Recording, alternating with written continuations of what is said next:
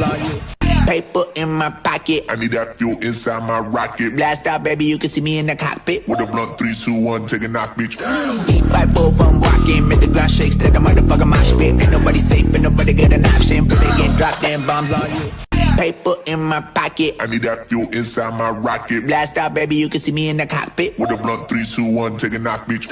Deep 5-4 from walking, make the ground shake, steady the motherfucker mosh pit. Ain't nobody safe, ain't nobody get an option. But they get dropped, them bombs on you. Paper in my pocket, I need that fuel inside my rocket. Blast out, baby, you can see me in the cockpit. With a blunt, 3, 2, 1, take a knock, bitch. Deep 5-4 from walking, make the ground shake, steady the motherfucker mosh pit. Ain't nobody safe, ain't nobody get an option. But they get dropped, them bombs on you. Paper in my pocket, I need that fuel inside my rocket. Blast out, baby, you can see me in the cockpit. With a blunt, 3, 2, 1, take a knock, bitch. Deep 5-4 from walking, make the ground shake, steady the motherfucker mosh pit. Ain't nobody safe, ain't nobody get an option. But they get dropped, them bombs on you. Paper in my pocket, I need that fuel inside my rocket. Blast out, baby, you can see me in the cockpit. With a blunt, 3, 2, 1, take a knock, bitch. Deep 5-4 from walking, make the ground shake, steady the motherfucker mosh pit. Ain't nobody safe, ain't nobody get an option. But they get dropped, them bombs on you. Paper in my pocket, I need that fuel inside my rocket. Blast out, baby, you can see me in the cockpit. With a blunt, 3, 2, 1, take a knock, bitch. Deep 5-4 from walking, make the ground shake, steady the motherfucker mosh pit. Ain't nobody safe, ain't nobody get an option. But they get dropped, them bombs on you. Paper in my pocket, I need that fuel inside my rocket. Blast out, baby, you can see me in the cockpit. With a blunt, 3, 2, 1, take a knock, bitch. Deep 5-4. Welcome back, family. It's your boy Crypto Curt. And I'm Crypto General. And tonight, we got a very special deep dive lined up. We're going to go all the way across the Pacific Ocean to Japan, one of the most advanced crypto economies in the world. And we're going to explore how XRP Ledger fits into that picture. That's right, brother. A lot of people in the US and in Europe don't realize that Japan is actually years ahead in crypto regulations, adoption, and bank partnerships. And when you zoom in on XRP, you'll find that Japan has quietly been one of the most important test beds for real-world adoption. So tonight, we're not just scratching the surface. We're going to walk you through Japan's regulations, Ripple's partnerships with SBI, the real-world use cases that are already happening, the liquidity picture, and then we'll look at how the future might be and how it might hold up if Japan's leading the way. And like always, we're keeping this educational and conversational and deep. If you're in the chats, drop a 1. If you've heard of SBI Holdings before tonight, don't worry. By the end of the stream, you're going to understand why SBI Holdings in Japan might be the biggest global power plays.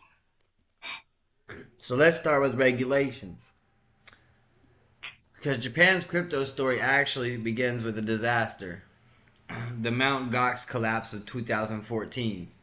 Mt. Gox was based in Tokyo. At one point, it handled about 70% of all global Bitcoin trades. When it went under, it shook Japan to the core and embarrassed regulations. Exactly. The Financial Service Agency, that's Japan's version of the SEC, realized they couldn't just ignore crypto. So by 2017, Japan became one of the first countries in the world to actually recognize Bitcoin and other cryptocurrencies as legal property under the Payment Service Act. That was groundbreaking. And here's where it gets interesting for XRP. Unlike in the US, where XRP status has been dragged through court battles, in Japan, the regulators have been crystal clear. XRP is not a security. It's a digital asset used for payments. That clarity has allowed banks, exchanges, and companies to actually build real businesses around it. Not only that, but Japan exchanges are tightly regulated. To operate, they need the approval from the FSA. They have to keep the most customer funds in cold storages, and they're required to report suspicious activity. So while the USA is chasing headlines, Japan is quietly creating one of the safest environments for crypto trading. And Japan didn't just stop there. They're ahead on stablecoins too.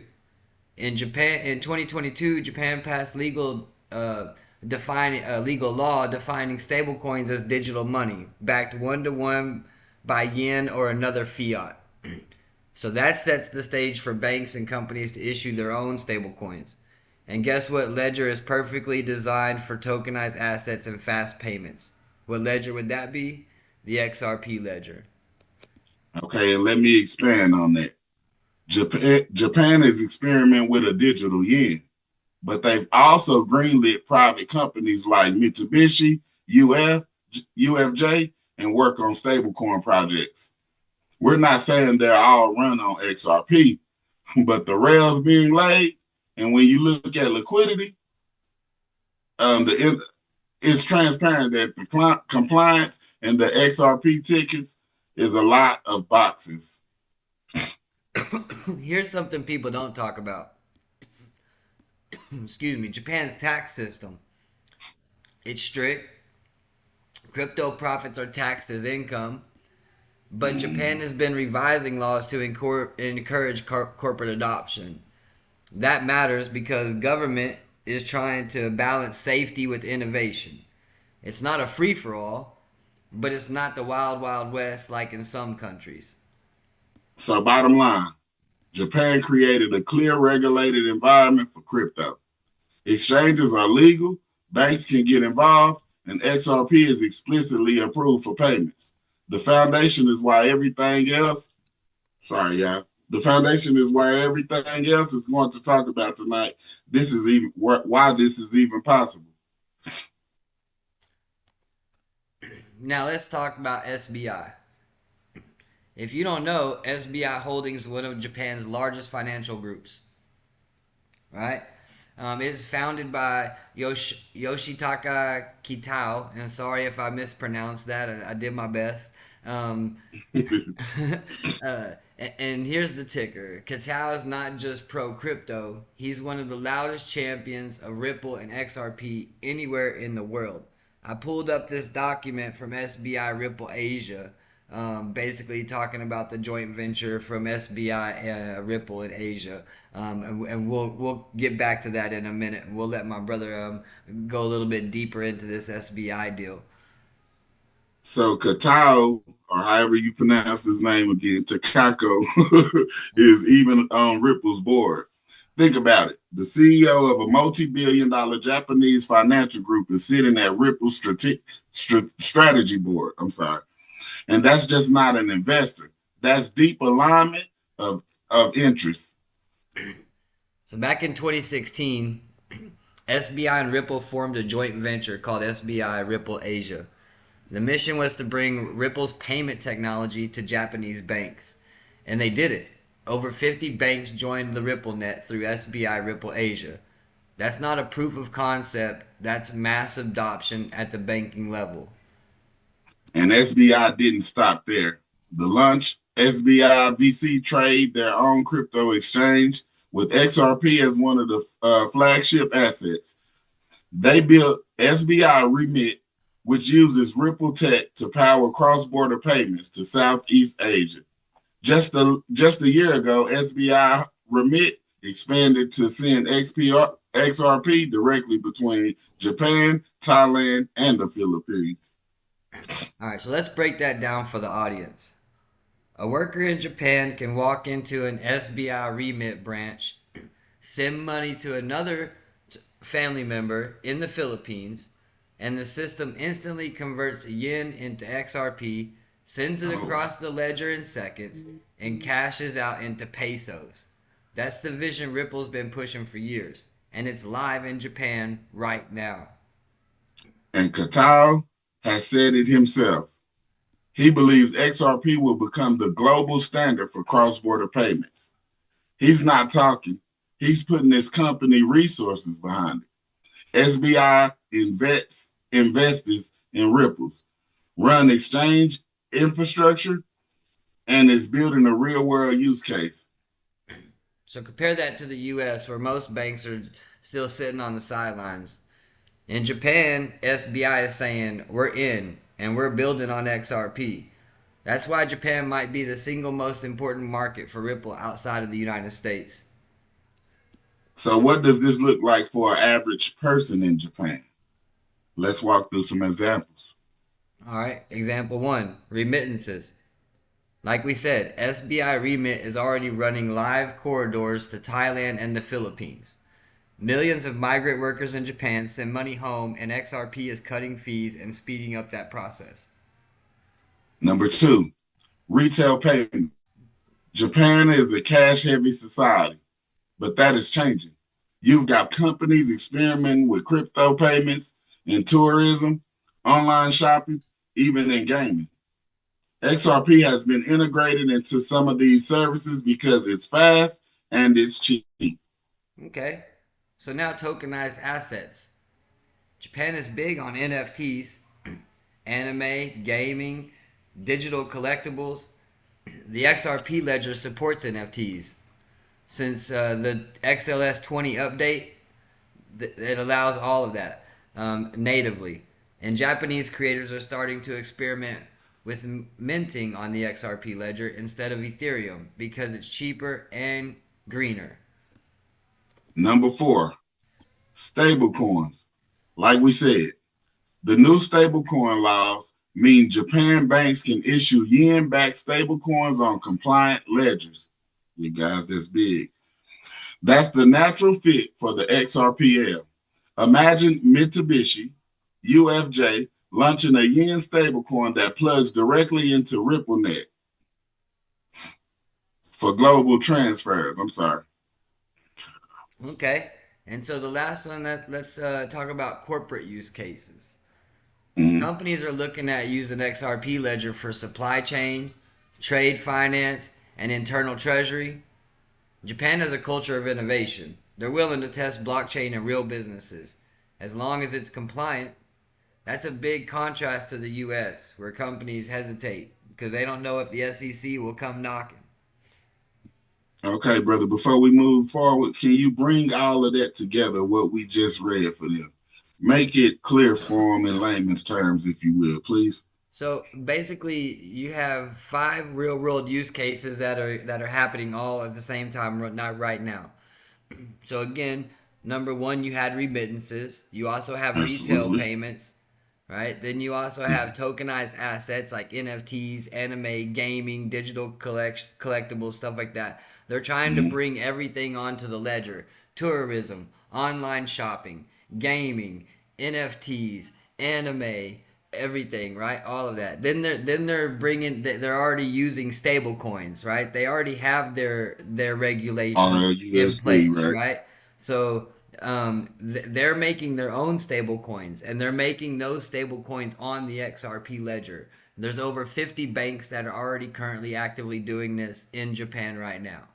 Okay, so what the hell what do this got to do with XRP? Like, because the more and more stuff that's brought onto the XRP Ledger, the more use case there is for XRP, right? Understood. Right? If these banks come on and they create a stable coin, they're going to need liquidity in that stable coin, right? That coin is going to need to have liquidity in order for them to move that money, right? In order for them to have liquidity in that stable coin, it's going to have to be XRP locked into that liquidity pool on the XRP Ledger. That's going to take a lot of XRP locked away in these liquidity pools, like I keep stressing. So basically what you saying is this ledger talk, even though we speaking to new crypto people, this ledger talk, all of this is going to benefit the XRP token, right? That's what you basically say. Everything, because again, the more stuff that's brought onto the XRP Ledger, and you guys can go back and look at one of my previous live videos where I talk about the XRP Ledger. I go on and I show you the ledger on the video, right? I talk about AMM liquidity pools, right? I showed you a token with liquidity pool on that video. Right, that was the real token. Right, the real token. So now that's a token built on the XRP Ledger. That's not the only. Oh snap! So you pulling XRP off of you locking away XRP, which make it less XRP available, available, which makes which the creates supply scarcity. less, which makes the Yes. supply shock, which Okay. increases the The demand. token value If the demand is going up and the supply is in a shock, going down. then it's Yeah, going to raise the cost of XRP because there's a high absolutely. demand and a low, right? And everyone's like, this is what I keep stressing, right? This is what I even stressing to you about these liquidity pools on the XRP ledger. Y'all don't. Most people don't understand how many projects are being brought onto the XRP ledger on a daily basis, right? Yeah, On a yeah. daily basis. And all of these projects that are coming on You guys, this is not need financial advice either. This is for all, educational purposes. for sure. This is educational purposes only. I wouldn't tell you what to buy, when to buy, how much to buy, when to sell, how to sell, or anything like that. We're just bringing you the information, right? It get to sounding so good though, brother, when you get to talking about them damn AM input. I'm not gonna lie to y'all. He really got me on it. I'm sold. I I, I'm sold. I'm gonna just say that. I mean, the more I'm gonna keep stressing about it because what most people don't understand, they don't see the vision, they don't see it, right? The amount of projects that are being brought onto the ledger on a daily basis, right?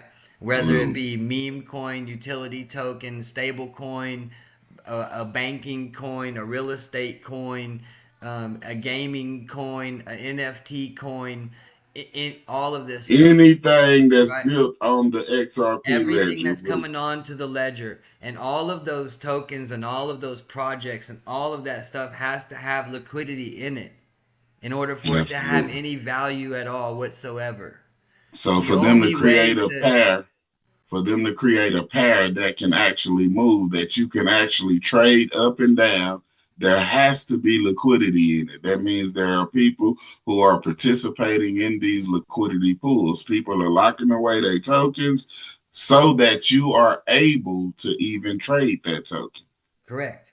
And whether it be So, even be the token owner that's locking away XRP as liquidity into their project, right? absolutely. It doesn't. So if you think about the amount of XRP being locked away on a daily basis into liquidity pools, into AMM pools, you can go pull it up on the ledger and just look. And you can look and you can see 54 million, 32 million, 84 million, 12 million. And it's not $12 million, not $54 million. It's 54 million XRP, 24 million XRP that's locked away, right? And you have all of these projects. So you start adding all of that up. And then you're like, oh, now I see The why you big need. pit, Now I the see big. why you need 100 billion tokens. Now we see why that's all y'all talk about is XRP. So, You know, okay, you guys, let's move forward. We're gonna get into liquidity. Okay, we're gonna get into liquidity and the market dynamics. So, let's talk liquidity, brother. Japan is one of the largest crypto markets in the world, consistently top three by volume. And with Japan, XRP is often the second most traded asset after Bitcoin. Sometimes it even surpasses Bitcoin on Japanese exchanges. that's huge. And while Americans argue while XRP is a security, Japanese traders are actually using it daily. That deep liquidity means banks and remittance companies can rely on XRP for real settlement without worrying about the markets. And remember, SBI VC trading is pushing XRP hard. They even offered shareholders the option to take dividends in XRP. Now imagine that. You invest in Japanese companies and they pay you out in XRP. That's not just theory. That's been that's been happening since about 2019, I believe. 2018, 2019. All right, now think about what happens if Japan launches crypto ETFs or Mm-hmm. if global institutions want exposure to XRP. where are they going to find reliable, regulated liquidity? Japan. Because Right. exchanges there are Right. licensed and XRP is legally greenlit. And don't forget CBDCs. The Bank of Japan has been experimenting with a yen, with a digital yen. They haven't said it yet that they'll use it, utilizing XRP, but the test environment overlaps with RippleNet. If Japan wants interoperability with other Asian countries, XRP is a bridge that makes perfect sense. All right, so what's next? I think we're going to see Japan continue to position itself as a leader in regulated crypto adoption. If Ripple Right. faces roadblocks in the United States, they'll keep doubling down in Asia with Japan as the hub. I agree, bro. I definitely agree. So SBI is not slowing down either. And the FSA is signaling openness to innovation. I would be surprised if we even see a yen stablecoin on the XRP within the next 2 to 3 years. Maybe even Japan companies using XRP for tokenizing stocks, bonds, and other assets. Using the ledger, right? Yeah, yeah, absolutely. And like I say, I'm gonna be real. That's to me, I think that's kind of pushing it. We say 2 to 3 years, man. Y'all got to realize that adoption is happening, and It's been happening. Like like they've it been using the it. but the speed at which the adoption is happening Oh at yeah. this point in time, it's like, bro, we are here. We are in the now right now. Like Yeah, if when you are not when the paying United attention, States SEC dropped its case with Ripple, and that was done in mhm, August, and they're just waiting on the judge to finish signing off on it. It's pretty yeah, much over yeah. with and done. And I mean, when that happened, that I opened up the actually, floodgates. I mean, I that's like, actually feel okay, like, we have legal clarity in the United States. They have legal clarity in Japan. We've already taken y'all to the Dubai. Whenever go back to that video where I was talking about the real estate token, the real token, the XRP Ledger, AMM pools. I was talking about the Dubai deal, with them bringing $16 billion worth of Dubai real estate onto the XRP ledger. mhm. And so, I mean, you have Europe has a deal with XRP. We're going to be bringing you guys all around the world. So tonight, we're talking about Japan. We've already had the video.